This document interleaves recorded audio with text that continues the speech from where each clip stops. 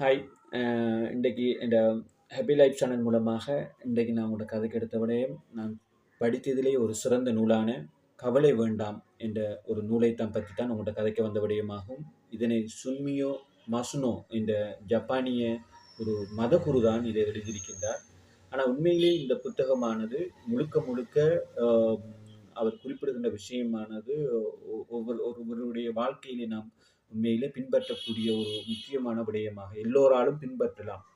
இந்த விடயங்களை பின்பற்றுகின்ற போது, முடிந்த அளவு நாம் இதை பின்பற்றுகின்ற போது உண்மையிலே நமக்கு ஒரு ஒரு நிகழ்காலத்தில் நாம் சிறந்த முறையில் சந்தோஷமாக வாழ்வதற்கும், நமது வாழ்க்கை ஒரு அர்த்தமாக அமைவதற்குமான ஒரு சிறந்த ஒரு நூலாகத்தான் இந்த புத்தகம் காணப்படுகின்றது. இதில் முன்னுரையில் அவர் குறிப்பிடுகின்ற போது, தற்காலத்தில் நீங்கள் வாழுகின்ற போது, அதாவது நீங்கள் நிகழ்காலத்திலே வாழுங்கள்.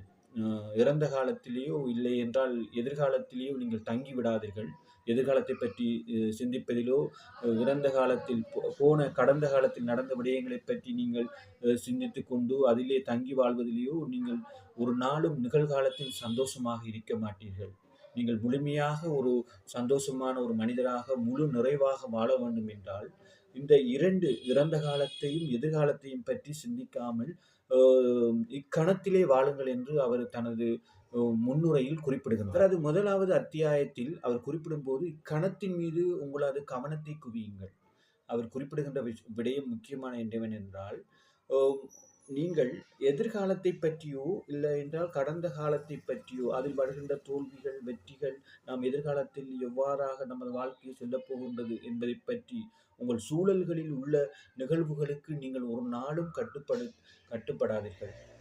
எது வருகின்றதோ அதனை நீங்கள் ஏற்றுக்கொள்ளுங்கள். பொறுமையுடன் அதை ஏற்றுக்கொள்ளுங்கள் என்றுதான் குறிப்பிடுகின்றார். உங்களது இக்கணத்தில் வாழ்கின்ற போது, இந்த கணத்திலே நீங்கள் சாப்பிடுகின்ற போது, இல்லை என்றால் நீங்கள் ஏதோ செய்கின்றீங்கன்னா, அந்த கணத்திலே நீங்கள் உங்களது கவனத்தை குவியுங்கள் என்றுதான் இவர் இந்த புத்தகத்திலே அவர் முதலாவது அத்தியாயத்திலே வலியுறுத்துகின்றார். அவர் 2வது அவர் குறிப்பிடுகின்ற ஒரு முக்கியமான அத்தியாயமாக, உங்கள் மீது நீங்கள் சுமையை ஏற்றிக் கொள்ளாதீர்கள். அவர் குறிப்பிடுகின்ற விடயம் என்ன, உங்களுக்கு துன்பம் வருகின்ற போது, இல்லை என்றால் உங்களுக்கு மனக்கவலைகள் வருகின்ற போது, இல்லை என்றால் உங்களுக்கு ஒரு சோர்வு வருகின்ற போது, உங்களுக்கென்று ஒரு தனியான அறையோ, இல்லாட்டி வணக்க ஸ்தலங்களுக்கு சென்று இறைவனை நீங்கள் வணங்குகின்ற போது, உண்மையிலே உங்கள் மனசில் இருக்கின்ற பாரங்களை நீங்கள் இறைவனிடம் கூறுகின்ற போது நிறைய மன அழுத்தங்கள் குறையும். இதைத்தான் அவர் இந்த 2வது அத்தியாயத்தில் அவர் குறிப்பிடுகின்றார். அடுத்த அத்தியாயத்தில் குறிப்பிடுகின்ற போது, உங்களுடைய உங்களுடைய உங்களுடைய உடைமைகளில் நீங்கள் தங்கி வாழாதீர்கள் என குறிப்பிடுகின்றார். அவர் அடுத்த அத்தியாயம் குறிப்பிடுகின்ற போது, உங்களது உடைமைகளில் நீங்கள் தங்கி வாழாதீர்கள் என்று குறிப்பிடுகின்றார். அவர் இங்கு குறிப்பிடுகின்ற விடயம் என்னவென்றால், உங்களுக்கென்று தான் எல்லா சொத்துக்களையும் பொருட்களையும் நீங்கள் சேமித்து வைத்திருப்பதில், அதில் பற்றுக்கொள்வதில் உங்களுக்கு எந்தவித நிம்மதியும் இல்லை.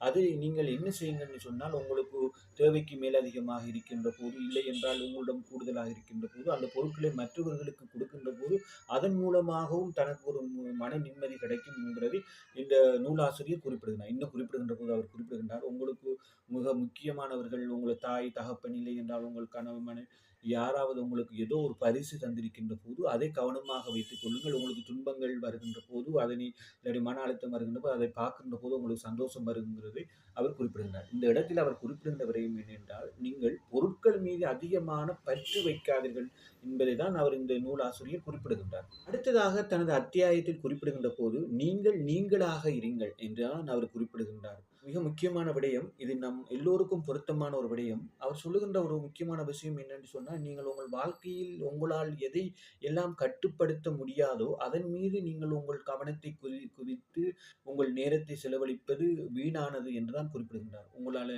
கூறப்போனால் உங்களது மரணமோ, உங்களுக்கு நோய் வாய்ப்படுகின்ற போது, இல்லாட்டி உங்களுக்கு ஏதோ ஒரு உங்களால் ஏதோ ஒரு துன்பம் ஒன்று ஏற்படுகின்ற போது, அதை பார்க்கின்ற போது அது தங்களால் கட்டுப்படுத்த முடியுமா, தங்களது கட்டுப்பாட்டுகள் வருமா என்பதை பார்க்க வேண்டும். இல்லை என்றால் தனது கட்டுப்பாட்டுக்குள் இல்லாத விடயங்களை பற்றி ஒரு நாளும் சிந்திக்க வேண்டாம் என்றுதான் இந்த நூலாசிரியர் தனது இந்த அத்தியாயத்தில் அவர் குறிப்பிடுகின்றார். அடுத்த அத்தியாயத்தில் குறிப்பிடுகின்ற போது, உங்களுடைய வண்ண கண்ணாடிகளை கழற்றி விடுங்கள் என்று சொல்லுகின்றார். இவர் கூறுகின்ற இந்த அத்தியாயத்தில் குறிப்பிடுகின்ற விடயம் என்னவென்றால், நீங்கள் உங்களது கடந்த கால அனுபவங்கள், இல்லை என்றால் நீங்கள் மற்றவருடன் பழகிய அனுபவங்களை வைத்துக் கொண்டு இன்னொருவரை பார்க்காதீர்கள். அதுதான் இவர் இங்கு குறிப்பிடுகின்றேன் என்றால், உங்களது அனுபவங்களை கண்ணாடிகளாக கொண்டு மற்றவர்களை பார்ப்பதை விட்டுவிட்டு நடுநிலையோடு நீங்கள் மற்றவர்களை பார்க்க வேண்டும் என்று தனது இந்த அத்தியாயத்தில் அவர் குறிப்பிடுகின்றார். அடுத்ததாக தனது அத்தியாயத்தில் பண்போடு பரிவோடு நடந்து கொள்ளுங்கள். இங்கே குறிப்பிடுகின்ற விடயம் பண்போடு பரிவோடு நடந்து கொள்ளுங்கள் என்று குறிப்பிடுகின்ற போது, உங்களுக்கு ஒரு பதவி வருகின்ற போது, நீங்கள் ஒரு நிலையில் இருக்கின்ற போது உங்களுக்கு கீழானவர்களுடன் நீங்கள் அன்பாகவும் அவர்களுக்கேற்றாற்போல் நீங்கள் மரியாதையாகவும் நடந்து கொள்ள வேண்டும். தனக்கு ஒரு பதவி கிடைத்து விட்டது, தனக்கு ஒரு உயர் பதவி கிடைத்து விட்டது என்பதற்காக வேண்டி மற்றவர்களை நாம் பிழையாக நடத்த இல்லாட்டி அவர்களுக்கு நாம் பிழையாக நடக்கின்ற போது, அவர்களை மதிக்காமல் நடக்கின்ற போது, அது நமது பிற்காலத்திலே இந்த அவர் சொல்லுகின்றார், எந்த பதவியோ எந்த நிலைமையோ நம்மளுக்கு நிரந்தரம் இல்லை என்பதை குறிப்பிடுகின்றார்.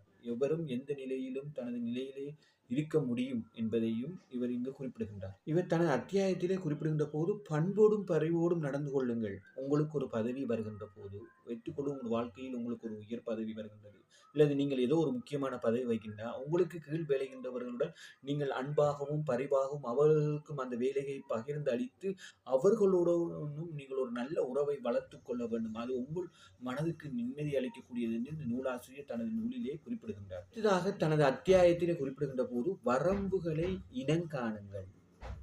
வரம்புகளை இனங்காணுங்கள் என்று குறிப்பிடுகின்ற போது, உங்களுக்கு பொதுவாக நீங்கள் பார்க்கின்ற போது இது நிறைய பேரிடம் காணப்படுகின்றது. தனக்கு தகுதியை பொறுத்துதான் தங்களது பதவிகளை தாங்கள் பெற்றுக்கொள்ள வேண்டும். தனக்கு என்ன தகுதி இருக்கிறதோ அந்த தகுதிக்கு ஏற்றால் போல் தனது பதவிகளை தான் தேர்ந்தெடுத்துக் கொள்ளணும், அந்த பதவியில் இருக்க வேண்டும். நிறைய பேரை நீங்கள் பார்த்திருக்கிறீர்கள், தகுதி இல்லாமல் தான் ஒரு பதவியில் இருந்து கொள்ள வேண்டும் என்று அதில் இருந்து கொண்டு தங்களையும் வருத்தி கொண்டு மற்றவர்களையும் வருத்தி கொண்டு ஒரு நெருக்கடிக்கு உள்ளாகக்கூடிய நிலையை காணலாம்.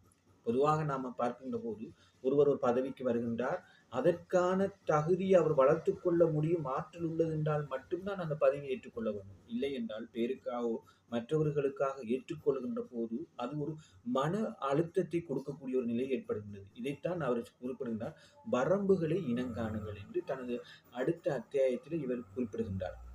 அடுத்த அத்தியாயத்தில் அவர் குறிப்பிடுகின்ற போது பரிச்சயமானவற்றை மறுபரிசீலனை செய்யுங்கள். பரிச்சயமானவற்றை நீங்கள் மறுபரிசீலனை செய்யுங்கள் என்று குறிப்பிட்டார்.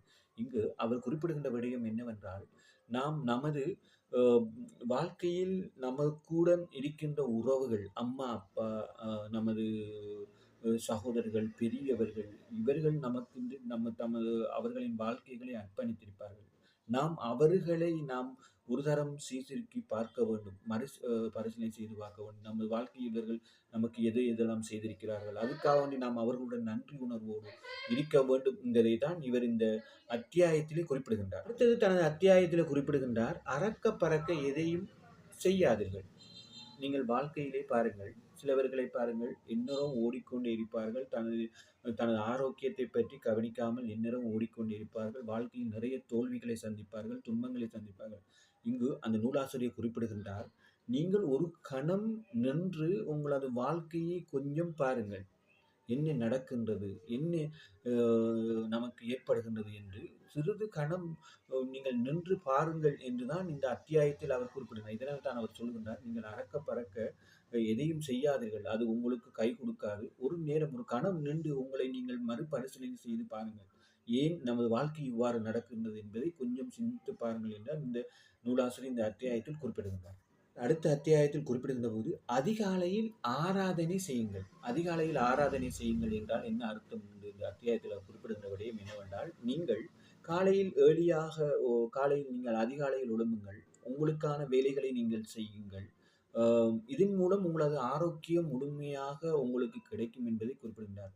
ஏனென்றால் இவர் இந்த அத்தியாயத்தை குறிப்பிடுகின்ற போது வயதான காலத்திலே சிலவர் என்ன செய்கின்றார்கள், டிவிக்கு முன்னாலும் பேப்பருக்கு முன்னாலும் கொண்டிருந்து தனது காலத்தை கழிக்கின்றார்கள், சாய்மனை கொண்டிருந்து கழிக்கின்ற. இதனால் முதுமை மிக விரைவாக வந்து அவர்களை நோய்வாய்ப்படுவதற்கான சந்தர்ப்பம். ஆனால் இவர் குறிப்பிடுகின்ற போது எந்த வயதினராக இருந்தாலும் ஒரு நேரத்தில் தூங்குங்கள், ஒரு நேரத்தில் எழும்புங்கள் என்று குறிப்பிடுகின்றார். அதாவது காலையில் ஏர்லியாக நீங்கள் அதிகாலையில் எழும்புங்கள், அதே போன்று தூங்கச் செல்கின்ற போது ஏர்லியாக மிக விரைவாக நீங்கள் ஏர்லியாக தூங்கச் சொல்லுங்கள் என்று குறிப்பிடுகின்றார். அதாவது அவர் குறிப்பிடுகின்ற விடயம் என்னவென்றால், நீங்கள் காலையில் எழும்பி ஒரு பறவை எவ்வாறு சுறுசுறுப்பாக இருக்கின்றதோ, அதே மாதிரி உங்கள் எந்த வயதிலும் நீங்கள் இருக்கின்ற போது ஆரோக்கியமாக இருக்கலாம் என்கிறதுதான் இந்த விடயத்தை அவர் அங்கு குறிப்பிடுகின்ற விடயமாகும்.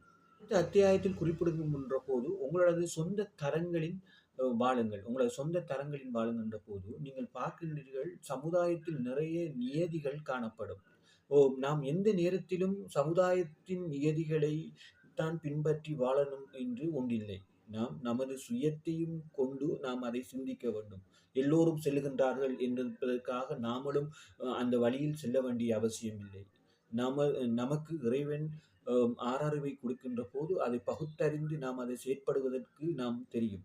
நமது சுயத்தையும் பயன்படுத்த வேண்டும். எல்லாத்துக்கும் நம்ம சமூக விழுமியம்படிதான் நாம போக வேண்டும் என்று இல்லை என்பதனையும் இந்த அத்தியாயத்தில் இந்த நூலாசிரியர் குறிப்பிடுகின்றார். அத்தியாயத்தில் குறிப்பிடுகின்ற போது தேவையற்ற விடயத்தை தேடித் திரியாதீர்கள். அவர் இந்த அத்தியாயத்தில் குறிப்பிடுகின்ற விடயம் என்னவென்றால், இந்த நவீன உலகத்தில் நிறைய விடயங்கள் இருக்கின்றது. நிறைய விடயங்கள் நமக்கு தேவையான விடயங்களாக இருக்கின்றன. நிறைய விடயங்கள் நமக்கு தேவையில்லாத விடயங்கள் இருக்கு. நமக்கு தேவையான விடயங்கள், நமது வாழ்க்கைக்கு முன்னேற்றக்கூடிய தேவையான விடயங்கள், இதயத்திலிருந்து இதயபூர்வமாக நாம சிந்தித்து செயற்பட வேண்டும்.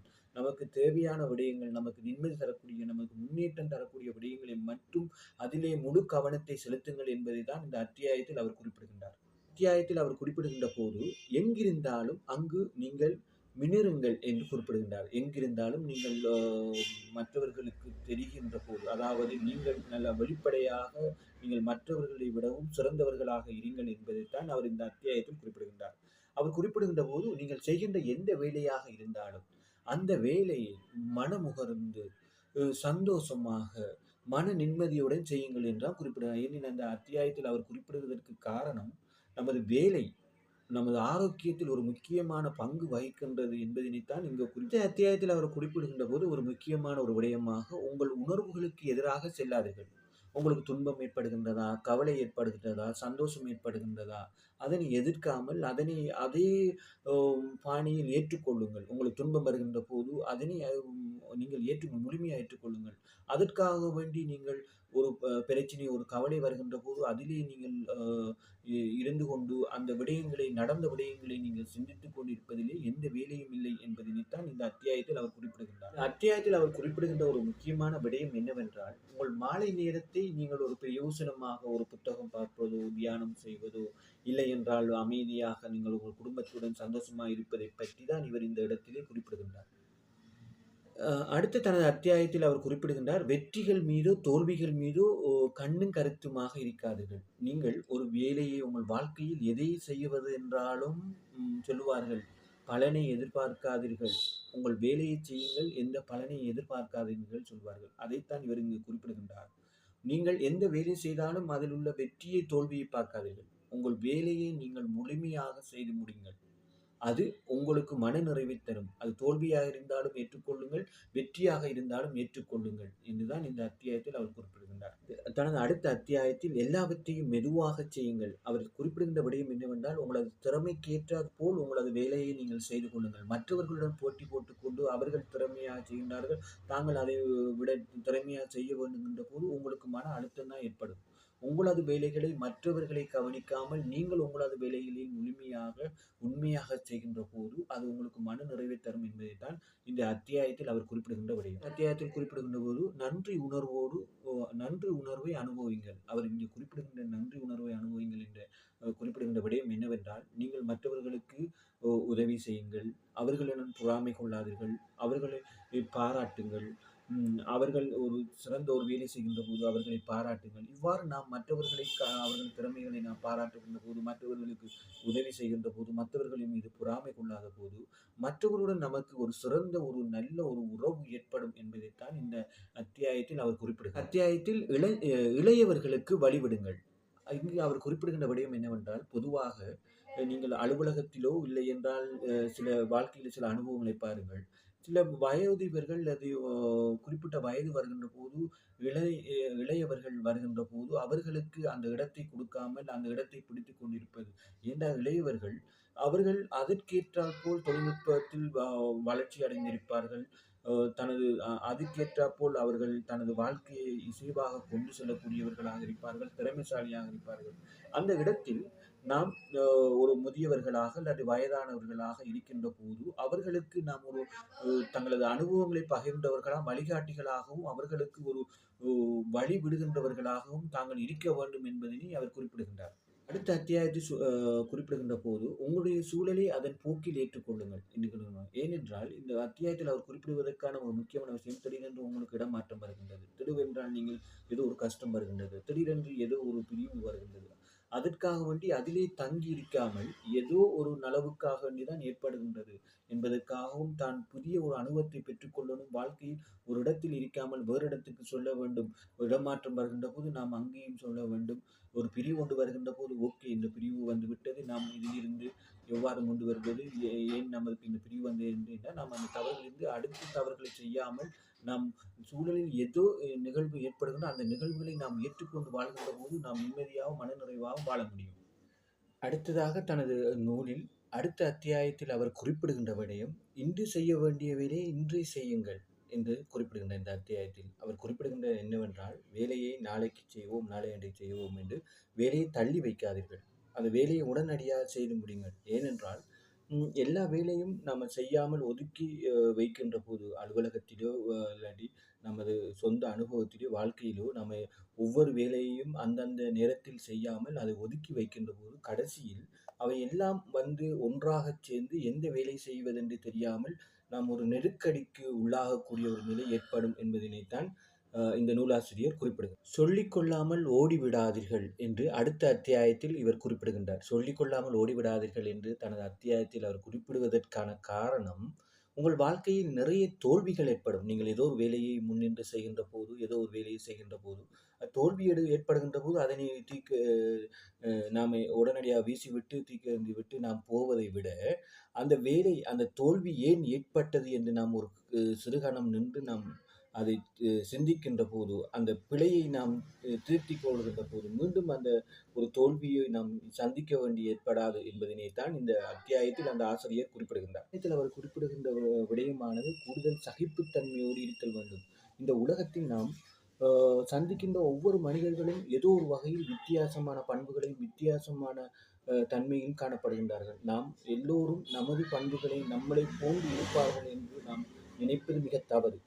அவர்களுக்கு ஏற்றால் போல் தான் வாழ்ந்து கொண்டு செல்ல வேண்டும் என்பதுதான் இவர் இந்த அத்தியாயத்தில் குறிப்பிடுகிறார். தனது அத்தியாயத்தில் குறிப்பிடுகின்றார், ஊரோடு ஒத்து வாழணும் என்ற ஒரு அத்தியாயத்தை குறிப்பிடுகின்றார். இந்த அத்தியாயத்தில் அவர் குறிப்பிடுகின்ற விடயம் என்னவென்றால், நீங்கள் பொதுவாக நீங்கள் பார்த்திருப்பீங்கள், ஒரு நீரோடையில் தண்ணீர் அடித்து கொண்டு செல்கின்ற போது ஒரு மரக்கட்டை என்ன செய்யும்னா, அதே அந்த நீர் ஓடுகின்ற பாதையிலே செல்லும், எதிர்த்து நிற்காது, அது அதே பாதையிலே செல்லும். அதே போன்று நாம் எல்லோரும் செல்லுகின்ற பாதையில் நாம் செல்ல வேண்டும். அதை விடுத்துவிட்டு நாம் குதர்க்கமாக நான் வேறு வழியில் தான் செல்லுவேன், வேறு இதில் தான் சொல்லுவேன் என்று சொல்லுகின்ற போது, நாம் மற்றவர்களின் உறவுகளை பகைக்க வேண்டியிருக்கும்.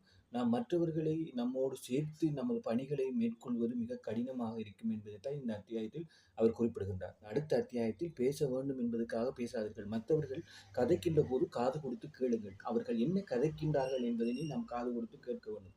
இப்போ தற்போது உள்ள காலத்திலே நாம் பார்க்கின்ற போது, ஒருவர் கதைக்கின்ற போது அவர் கதையை கேட்பதற்கு பதிலாக அவர் கதைக்கின்ற போது நாம் என்ன கதைக்கலாம், மற்றவர்களுக்கு நாம் சந்தர்ப்பம் கொடுக்காமலே நாம் கதைத்துக் கொண்டிருக்கிறோம். இதனால் நிறைய உறவுகள் துண்டிக்கப்படுகின்றன. அதனால் மற்றவர்களின் கதைகளை காது கொடுத்து கேட்கின்ற போது அந்த உறவில் ஒரு பலம் ஒன்று ஏற்படும் என்பதனை இந்த அத்தியாயத்தில் அவர் குறிப்பிடுகின்றார். உங்களது சுவாசத்தை சரி செய்து கொள்ளுங்கள். அவர் குறிப்பிடுகின்றார், உங்களது சுவாசத்தை செய்து கொள்ளுங்கள் என்கிறார். சில சில மூச்சு பயிற்சிகள், சில சில தியானங்கள் செய்ய வேண்டும் என்கிறதை தான் அவர் இந்த அத்தியாயத்தில் குறிப்பிடுகின்றபடி, இதுனா உங்களது வீட்டை காற்றோட்டமாக மாற்றுங்கள். நீங்கள் பாருங்கள், இன்று நிறைய பேர் தனது வீடுகளை அமைக்கின்ற போது அது எவ்வாறு இருக்கின்றதுன்னா, ஜன்னலே இல்லாத வீடுகளாக காணப்படுகின்றது, காற்றோட்டமே வராத வீடுகளாக காணப்படுகின்றது, செயற்கை காற்றுகளே வருகின்றது, அதிகமாக ஏசி காற்றுகளே வருகின்றது, இயற்கையான காற்றுகள் வருவதில்லை. அவர் குறிப்பிடுகின்ற விடயம், சூரிய ஒளி கதிர் நமது இல்லத்துக்குள் புக வேண்டும் என்றுதான் வர வேண்டும் என்றுதான் அவர் குறிப்பிடுகின்றார். இது மிக முக்கியமான ஒரு விடயமாக இந்த அத்தியாயத்தில் அவர் குறிப்பிடுகின்றார். அடுத்த அத்தியாயத்தில் குறிப்பிடுகின்ற விடயம், உங்களுடைய தொடர்புகளை கொண்டாடுங்கள் என்று சொல்லப்படுகின்றது. ஏன் என்று சொல்லப்படுகின்ற விடயம், நாம் யாரையும் வாழ்க்கையை சந்திக்கின்ற போது அது எதிர்ச்சியானது அல்ல. அது எழுதப்பட்டது, அது கர்மாவில் உள்ள ஒரு விடயம் என்று குறிப்பிடுகின்றார். நாம் நிறைய பேரை சந்திக்கின்றோம். அவர்கள் மூலம் நிறைய அனுபவங்களை, பாடங்களை கற்றுக்கொள்கின்றோம். இதனை நாம் புரிந்து கொள்ள வேண்டும் என்பதனைத்தான் இந்த அத்தியாயத்தில் அவர் குறிப்பிடுகின்றார். அத்தியாயத்தில் குறிப்பிடுகின்றார், நல்ல தொடர்புகளை ஏற்படுத்திக் கொள்ள வேண்டும். நீங்கள் வாழ்க்கையில் நல்ல தொடர்புகளை ஏற்படுத்திக் கொள்ள வேண்டும். நல்ல தொடர்புகளை ஏற்படுத்துவது மிக கடினமானது. ஆனால் கெட்ட தொடர்புகளை ஏற்படுத்துவது மிக இலகுவானது. அது வாழ்க்கையிலே அது நிறைய பிரச்சனைகளை, சிக்கல்களை உண்டாக்கும். அதனால் நீங்கள் யாரோடு தொடர்பு கொள்கின்றீர்களோ அவர்களுடன் தொடர்பு கொள்கின்ற போது அது உங்களுக்கு தெரியும், இது நல்ல தொடர்பா இல்லை கெட்ட தொடர்பா என்று.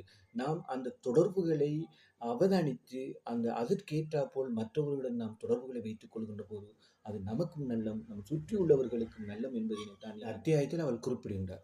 ஆனால் அத்தியாயத்தில் மிக முக்கியமானது, எல்லோரிடத்திலும் இப்போ தற்போது இல்லாத ஒரு ஒன்றாக காணப்படுகின்றது, பிறருக்கு விட்டு கொடுங்கள் என்று குறிப்பிடுகின்றார் அடுத்த அத்தியாயத்தில்.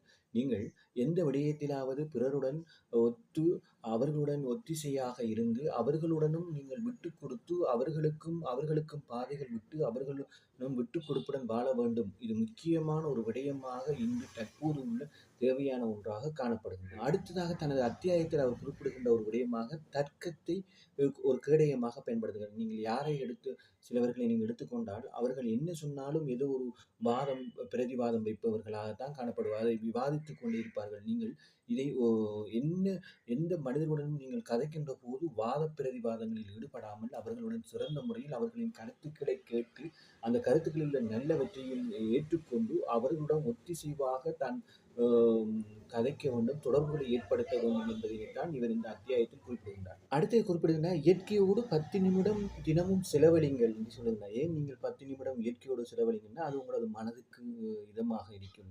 உண்மையிலே பார்க்க போனால் இந்த பதட்டமான உலகத்திலே நாம் ஒரு 10 நிமிடமாவது நாம் இயற்கையை ரசிப்பதில், இயற்கையை பார்ப்பதில் நாம் காலத்தை கழிக்க வேண்டும் என்பதனைத்தான் இந்த அத்தியாயத்தில் அவர் குறிப்பிடுகின்றார். அத்தியாயத்தில் குறிப்பிடுகிற ஒரு முக்கியமான விடயம், மக்கள் உங்களை மீண்டும் பார்க்க விரும்பும் அளவுக்கு நீங்கள் நடந்து கொள்ளுங்கள் என்று குறிப்பிடுகின்றார் இந்த அத்தியாயத்தில்.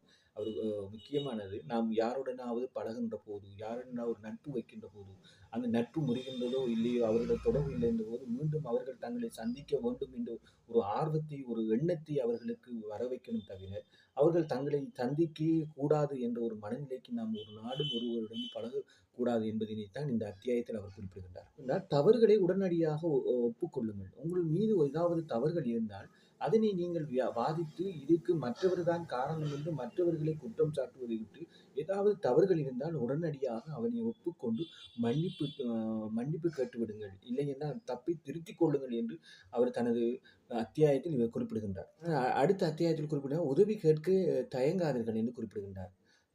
இது ஏன் அவர் குறிப்பிடுகின்றார் என்றால், நாம் வாழ்க்கையில் மனிதர்கள் என்பது நாம் சமூகத்துடன் இணைந்து வாழ்கின்ற ஒருவராக காணப்படும். ஒருவருக்கு ஒருவர் உதவி செய்யக்கூடியவராக நமக்கு ஏதோ ஒரு பிரச்சனை வருகின்ற போது, நாம் ஏதோ ஒரு பிரச்சனையில் ஏற்படுகின்ற போது நாம் நெருங்கியவுடன் நண்பர்களுடன் இல்லை என்றால் நமக்கு நலன் விரும்பியுடன் நாம் அதுக்கான சில உதவிகளை கேட்பதில் நாம் தயங்கக்கூடாது என்பதனைத்தான் இங்கு அவர் குறிப்பிடுகின்ற ஒரு விடயமாக காணப்படுகின்றது. விஷயம் ஏற்கனவே கூறிய அத்தியாயத்துடன் ஒத்து போகின்றது. பிறர் கூறுவதை செவி மடுத்து கேளுங்கள் என்று இவர் தனது அடுத்த அத்தியாயத்தில் குறிப்பிடுகின்றார். நம் மிக முக்கியமான ஒரு பண்பாக காணப்படுகின்றது, யாராவது தனது கணவனோ மனைவியோ பிள்ளையோ பெற்றோரோ இல்லை என வேலை செய்கின்றவர்களோ கதைக்கின்ற போது, நண்பர்களோ கதைக்கின்ற போது அவர்களின் கதைகளை, அவர்களின் பிரச்சனைகளை நாம் காது கொடுத்து கேட்க வேண்டும் என்பதனைத்தான் இந்த அத்தியாயத்தில் அவர் கூறுகின்ற ஒரு விடயம். இலாப நட்டம் அடிப்படையில் தீர்மானங்களை எடுக்காதீர்கள். அவர் தனது அடுத்த அத்தியாயத்தில் குறிப்பிடுகின்றார், இலாப நட்டங்களை அடிப்படையில் தீர்மானங்களை எடுக்காதீர்கள் என்றால், நீங்கள் பாருங்கள், சிலவர்களுடன் பழகுகின்றீர்கள் என்றால் அவர்கள் ஏதோ ஒரு லாபத்துக்காக வேண்டித்தான் பழகுவார்கள், ஏதோ ஒரு பயனுக்காக வேண்டிதான் பழகுவார்கள். அப்படி நீங்கள் ஒரு நாளும் யாருடனும் அவ்வாறு பழகாதீர்கள். அவ்வாறு பழகின்ற போது நாம் அவர்களுக்கு அடிமைகளாகவே இருப்போமே தவிர அவர்களுடன் உண்மையான உறவுகளை வைத்துக்கொள்ள ஒரு நாளும் மாட்டோம். அத்தியாயமாக இவர் குறிப்பிடுகின்றார், பணத்தை பற்றி குறிப்பிடுகிறார். பணத்தின் மீது அதிகமான ஆசையோ பற்று வைக்காதீர்கள். பணம்தான் எல்லாவற்றுக்கும் மிக முக்கியமான, ஆசைக்கு மிக முக்கியமான காரணமாக அதுக்காக நான் பணம் உழைக்க வேண்டாம் என்று சொல்லவில்லை. ஆனால் பணத்தை நீங்கள் உங்கள் தேவைக்கு போன்று நீங்கள் சம்பாதித்துக் கொள்வது மிக முக்கியமானது. ஆனால் பணம்தான் வாழ்க்கை என்று ஒரு நாளும் வாழ்க்கையை துளர்த்தி விடாதீர்கள் என்பதனால் இந்த அத்தியாயத்தில் அவர் குறிப்பிடுகின்றார். கடைசி அத்தியாயங்களாக வயோதிபம், மரணம், காதல், திருமணம், முதுமை என்ப விடயங்களைப் பற்றி குறிப்பிடுகின்ற போது, அவர் அதிகமாக இந்த தலைப்புகள் ஒவ்வொன்றுடன் தொடர்புடையதாக காணப்படுகின்றது. மனிதனின் வாழ்க்கையில் திருமணம் என்பது மிக முக்கியமானது என்பதும், அந்த காதல் என்பது முக்கியமானது என்பதும், அந்த காதலை நாம் சிறந்த முறையில் ஒருவருக்கொருவர் அன்பாக பழக வேண்டும் என்பதனையும், ஒரு துறவியாக இருந்தாலும் அவர் அந்த புத்தகத்தில் குறிப்பிடுகின்ற போது, தனது காதல் பற்றி குறிப்பிடுகின்ற போது கொஞ்சம் தயங்கித்தான் குறிப்பிடுகின்றார். இருந்தாலும் அந்த உறவுகளைப் பற்றி நம் திருமண உறவிலோ, காதலிலோ எவ்வாறு தனது உறவுகளை வைத்துக் கொள்ள வேண்டும் என்பதனையும் இந்த புத்தகத்திலே அழகாக குறிப்பிடுகின்றார். அது மட்டுமில்லாமல் வயோதிபம், மரணம், முதுமை இதைப் பற்றி அவர் குறிப்பிடுகின்ற போது, இது 3ம் நாம் விரும்பியும் விரும்பாமலும் தனக்கு வரக்கூடிய ஒன்றாக காணப்படுகின்றது. அதற்காக வேண்டி நாம் வயோதிபம் வந்துவிட்டது, முதியவமாகிவிட்டோம், மரணித்து விடுவோம் என்பதற்காக வேண்டி நாம் மூலையில் இருக்க வேண்டிய அவசியமில்லை. நாம் இதுவரை வாழ்ந்த வாழ்க்கைகளை அசை போட்டு பார்ப்பதுடன், அவர் குறிப்பிடுகின்ற ஒரு முக்கியமான விடயம் என்னென்றால், உங்களது உடம்புக்குத்தான் வயசே தவிர உங்களது மனசுக்கு ஒரு வயசும் இல்லை. நீங்கள் எந்த காலத்திலும் சந்தோஷமாக இருங்கள். நல்ல உடைகளை அணியுங்கள். நல்ல நகைச்சுவையாக கதைத்துக் கொண்டிருங்கள். நீங்கள் ஒரு நாளும் பத்திரிகையை பார்த்துக் கொண்டோ, ஒரு சாய்மானை சாய்ந்து கொண்டோ நீங்கள் உங்கள் முதுமையை கழிக்காமல், மரணம் வரை நீங்கள் நடமாடி உங்களுக்கு தேவையான வேலைகளை நீங்கள் சுறுசுறுப்பாக செய்யுங்கள் என்கிறதுதான் சொல்கின்றார். முக்கியமாக இந்த புத்தகத்தை நாம் பார்க்கின்ற போது எனக்கு பிடித்த ஒரு விஷயம் என்னவென்றால், இந்த புத்தகம் முழுமையாக குறிப்பிடுகின்ற விடயம், நீங்கள் நிகழ்காலத்திலே வாழுங்கள். மற்றவருடன் எவ்வாறு சிறந்த முறையில் உங்கள் உறவுகளை வைத்துக் கொள்ள வேண்டும், மற்றவர் எவ்வாறு தொடர்புகளை வைத்துக் கொள்ள வேண்டும். உங்களுக்கு மரணம் என்பது அது ஒரு நீங்கள் அதை வெறுக்கிற ஒரு விடயமாக பார்க்காதீர்கள். முதுமை என்பது ஒரு வெறுக்கின்ற விடயமாக பார்க்காதீர்கள். உம் அம் உங்களுக்கு காதல் என்ற ஒரு விடயத்தை நீங்கள் அதை அலட்சியமாக பார்க்காதீர்கள். இங்கு குறிப்பிடுகின்றது அன்பு, பாசம், அதைவிட ஒரு தொடர்பு, நாம் எவ்வாறு நிகழ்காலத்தில் வாழலாம் என்பதனை பற்றி தான் இந்த புத்தகம் நிறைய குறிப்பிடுகின்றது. இந்த புத்தகத்தை கட்டாயமாக நீங்களும் எடுத்து படியுங்கள். ஒவ்வொரு நூலகத்திலும் இதன் தமிழாக்கம் காணப்படுகின்றது. கட்டாயம் ஒரு புத்தகத்தை நீங்கள் எடுத்து படிக்கின்ற போது அது உங்கள் வாழ்க்கையில் சிறந்த மாற்றத்தை ஏற்படுத்தும் என்பதனை நான் இந்த இடத்திலே தெரிவித்து எனது இந்த உரையினை முடித்துக் கொள்கிறேன். நன்றி, வணக்கம்.